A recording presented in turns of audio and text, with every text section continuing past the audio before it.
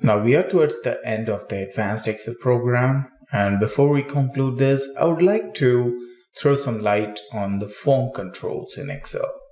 Now here, with the help of the form controls, I've created a loan application wherein we have some controls over here, a bar over here that can help us determine or select the loan amount.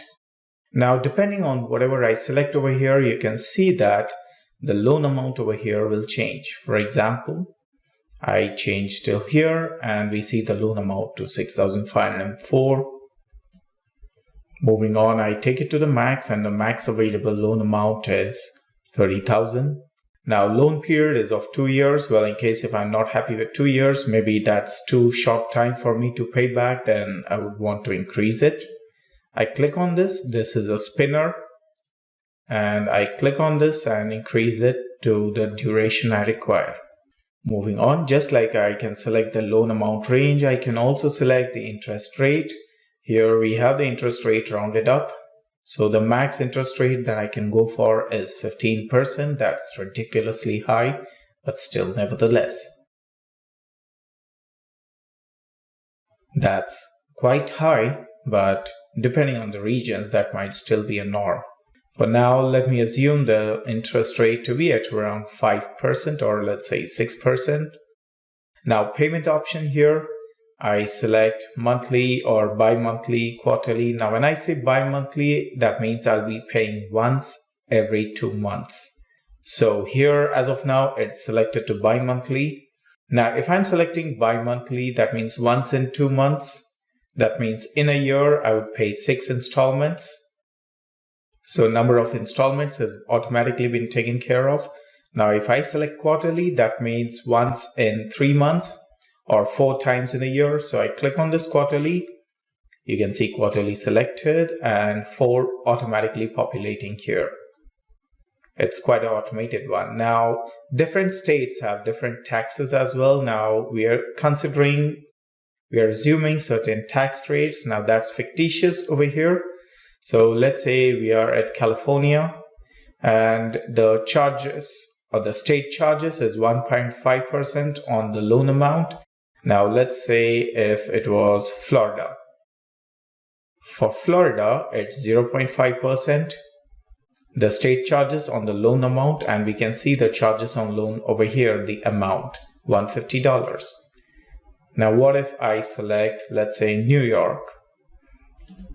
So here we have New York. I click on this, and now instead of 150, it turns out to be 375. That's 1.25% of the loan amount. So the concept of this charges on loan is the moment you pay your first installment, there is a fixed equated installment calculated. These charges would be added up to your first installment. It's a one-time charge. That's charges towards the state, and they will be added into your first bill amount. And later on, from next installment onwards or the next payment onwards, you'll be paying a flat amount of this much that we see. Now, when I'm going for quarterly payment for a time span of 5 years, that means I'll be paying in total 20 installments. So effectively, we have calculated this, and it's quite a robust one. And let us try this out all by ourselves. I'll build one from scratch for you. But let me tell you that this is all to do with the form controls. This helps you make it look much more convenient here. How did we get these form controls? Well, it is available on the developer menu or the developer tab. Well, in case if you do not see this, we can get this. All you need to do is click on File menu, go to More, click Options. Now under Options, in this window on the left, click on Customize ribbon. Now here on the right side, Main tabs, the Developer tab must be checked. If it is not checked, please put a check mark here and then click OK. And now you will find this Developer tab. Now through this, you can also access macros and also the form controls here under the control section. The form controls that we are looking for is under the Insert tab over here, or the Insert option, or the Insert icon. And here we have some form controls and also the ActiveX controls. Now, when we say ActiveX controls, these are best used with macros. Okay, for now, we are not focusing on macros. We are trying to keep it simple. And we'll be working with some of these common form controls here. Okay, so let's begin with this. I'll open a new file. I'll open a new file. I'll call it loan application. Let's make this look a bit big. Now I need loan amount, and then we need loan period. Next we need interest rate. Now that's the annual interest rate, so let's make it easy. Annual interest rate. Next I need payment options. Now under payment options, we'll have some radio buttons, so we'll leave some space for that. Next we need a list of states. So 1, 2, 3, 4, 5 radio buttons and then a space, and then I have state. So with these as the headings, let us proceed. Let me expand this column. Now here I would like to place the first scroll bar. So I click on developer, insert. Now we have something called as a scroll bar here. If I click on this, if I select something like this, it's a vertical scroll bar. But I need a horizontal one, so let's click here. And here we have the range. Let me adjust the width and the length. All right, now that's quite close to the size or the height of the rows, so that should be good. Now I need to give a limit to this, so I right click on this, click on format controls. Now minimum value, in case whoever wants to take a loan, the lowest amount would be $100 and maximum would be, let's say, it takes a maximum of $30,000 here. But what if I put maximum at $50,000?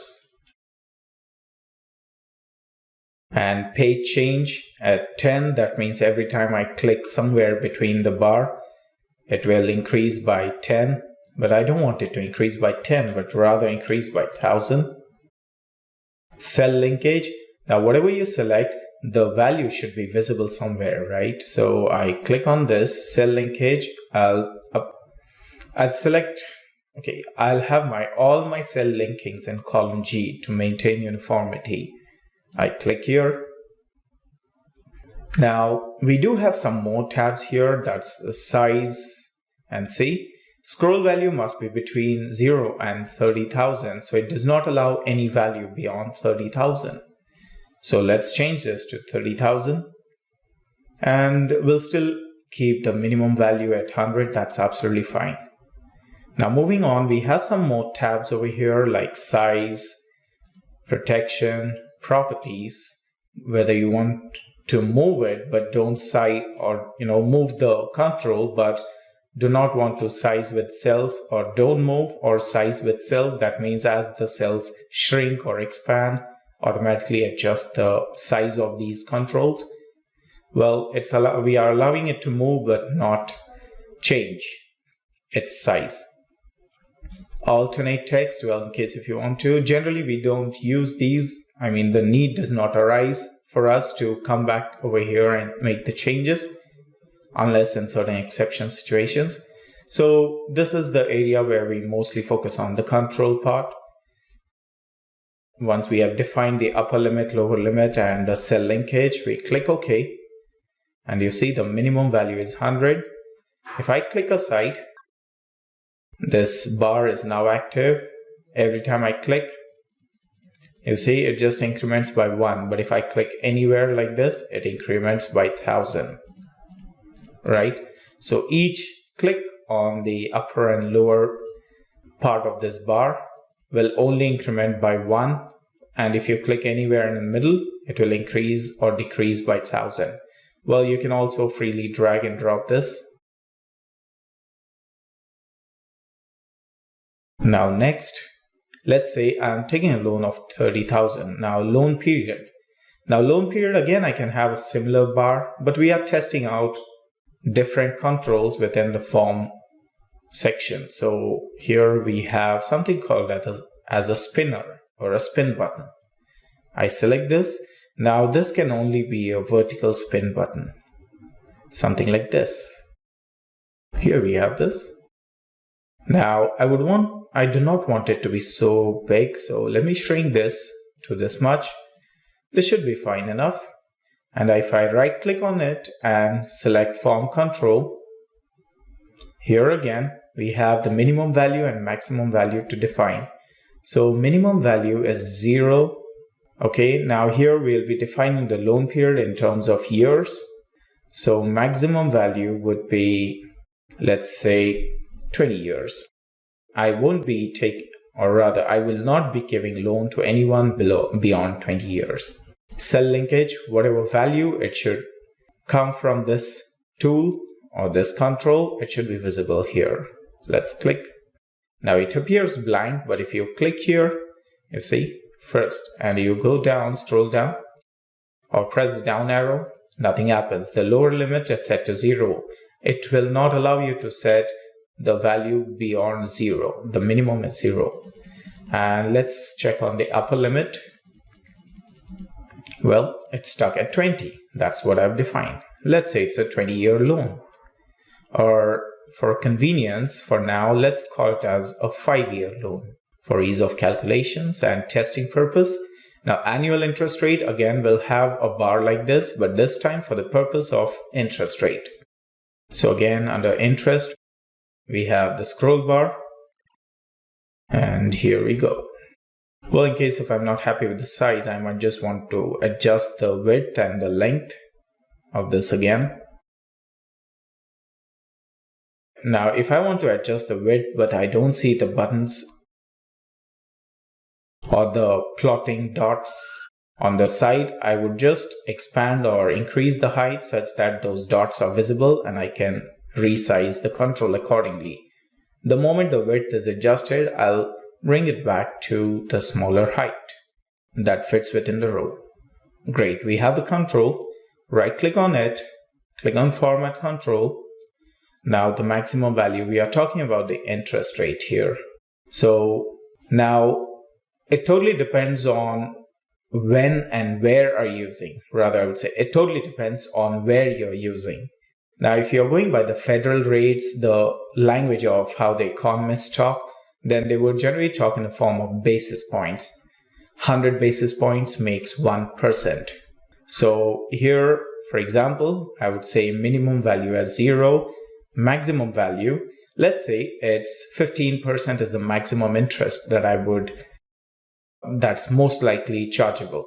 Okay, so 15% in terms of basis points, it's 1500. That's 1500 basis points. And incremental change, let's say for every click, it increases by 5 basis points. And page change, for every time you click, it's a change of 25 basis points. That means every time you click between the bar and this free area, open area, it will increase or decrease by 25 basis points. But if you click on the left or the right button over here on the edges, it will change by 5 basis points. That's 0.05%. Now I cannot put the percentage over here, and hence we can put it in this form. It does not take decimals either. So let's click on cell link and take this part. Click OK. Now click aside and see. Say it increases by 5% or 5 basis points every time, but I would like to see it in percentage. So we'll wait for some time. We are yet to finish our entire task. Now if I click anywhere in the middle, it increases by 25 points. Let me show you. Now it's 100, that's 1%. Now if I click on this, you see 25 basis points. Well, I want to get rid of that 5 over there. It's just 120, then I'll just click on this and it's adjusted. Well, you can also drag and drop like this. That works. Now, payment options. Let's say First, let me get the annual interest rate straight. Here, let's call it the annual interest rate at 6%. Now here, when I'm clicking on this, it's a bit inconvenient for me to identify the exact 600 here. So what I'll do is, for each increment here, now it's set to 5. Okay, that's 6.1% or 610 basis points. I bring it to 600, that's a perfect 6%. Now payment options, we have a couple of payment options. One is monthly, bi-monthly, quarterly, half-yearly, and annual. Well, we can have the radio buttons in place for that same. So let's click, we can click aside and bring the radio button. And here we have this, also known as option button. Now I click here and edit the text. Let's say I call it monthly. I can also add some more controls directly like this, or I might just right click on this such that the control is selected, copy this, paste it here and move it nearby. I can use the keyboard arrows to make it to pull it down. And now let's change this to bi-monthly. Now let's save some time. I would right click on this and control right click on this. Hit escape and we have both the controls selected. All I did was, if I click on this, it will automatically select the button. I don't want that to happen. Rather, I just want to select these two controls. So I need to right click on one of those. When I right click, I get this. You can just click aside within the bar. Now hold down the control and click on this. And we have both the controls selected. Now copy, that's Control C as in Charlie. Click aside, Control V as in Victor. Now just move this up so that it's in order. So this time, click aside and right click, edit text. So instead of monthly, bi-monthly, this time I need quarterly. And then right click, edit text, half yearly. And then I need an annual one. So I'll again right click, copy, paste, and just edit the text here as annual. Now the best part is all of them, Excel is smart enough to ensure that to understand that all of them are interlinked. Now I click on this, you see the rest of them are unchecked. So now I need to show the value somewhere over here. I need to know which option is selected. Just as we have whatever selections made, they are reflecting here. Here, I need to know what selections are being made. So I'll right click on any one of those. Click on Format Control, Cell Link, click here. And by default, it's set to unchecked. Well, in case if you want it checked, you can leave it checked as well, but I would prefer to leave it unchecked. Click OK. Click aside and you see. Now, here what you see is not this text over here, that's monthly, bi-monthly, but the position number. So monthly is first, bi-monthly is second, quarterly is third, half-yearly is fourth, and annual fifth. Now based on this position number, I'll need to find out the values. That will do later on when we start with the actual processing of this data. For now, let's have one more form control, and that would be for the state. Now, like I mentioned, that different states have different tax rates, different charges. Let's have a separate worksheet over here. In sheet 2, we need to get this data, that states and charges. I have a huge list. I'm bringing this here. You should be able to find this list in your worksheets. And similarly, I also want this information here, payment option, number of installments per year, which we'll be using. So I have this here as well. You should find them readily available for you. You don't need to hunt for these numbers anywhere or these values. Now coming back to state, I would like to see a drop down here. So we call it as a combo. Here we have the combo box. Now click here and select it. Well, I can move this slightly closer to the border to ensure that it fits within the range, the size of the row. Yes, but if I click aside and click on this drop down button, I see nothing because I need to link it to that data there.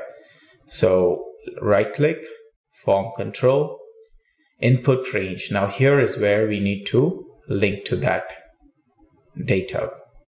So input range, here we'll have the list of states. We have it in sheet 2. Click on this cell. Once the cursor is over here, click on sheet 2 and select only the list of states. Okay, now do not select the heading. We don't want the word state to reflect in our drop down. We already know that it's a state.